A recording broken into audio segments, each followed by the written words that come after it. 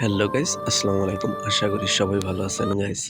আজকে প্রিয় মানুষটা খুব অনেক অসুস্থ। তাই আজকে তাকে নিয়ে যাচ্ছি হসপিটালে। তাই আমরা চলে আসলাম হসপিটালের কাছাকাছি।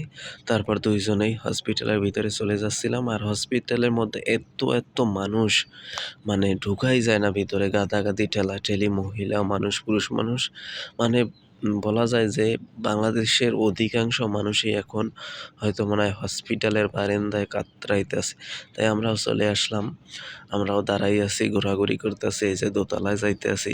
প্রিয় মানুষটা খুব অসুস্থ, তাই তাকে আস্তে নিয়ে দোতলায় উঠতে আছি। ওঠার পর আপনারা আমরা যাইয়া আপনার ৮৮ নাম্বার সিরিয়াল পাচ্ছি, তাই এখন সিরিয়ালের জন্য অপেক্ষা করতেছি।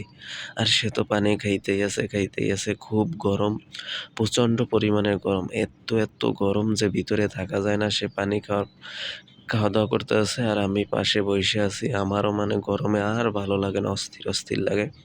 তারপরে এই যে দেখেন সে বইয়া তো আছেই। কত সিরিয়াল মানে সেই সকাল ১০ টায় আসছি আর বিকাল আপনার ৩ টায় সিরিয়াল পাইছি। তারপর ডাক্তার দেখাইতে ৬ টা বাজে।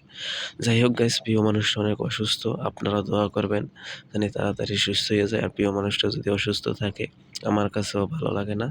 সে হসপিটালে বইসা থাকতে তার অনেক ক্ষুধা লাগছে। তাই আমি রেস্টুরেন্টে নিয়ে আসছি খাওয়ার জন্য। দেখেন সে হাত ধুইতেই আছে, বলতেছে হসপিটালে অনেক ময়লা। সে ধুইতে আছে, ধোয়া-টোয়া শেষ। এখন আমরা খাওয়া-দাওয়া করবো। তারে বিরিয়ানি আইনা দিছি। এই যে দেখেন সেও খাইতেছে, আমারও খাওয়াইতে দিতেছে। ভালোবাসার যে একটা মিল, ভালোবাসার মানুষের জন্য যে এতটা টান, যা কখনো একটা মানুষের না বাসলে বোঝা যায় না। দেখেন আমারও খাওয়াই দেয়। সে একলা খাবে না।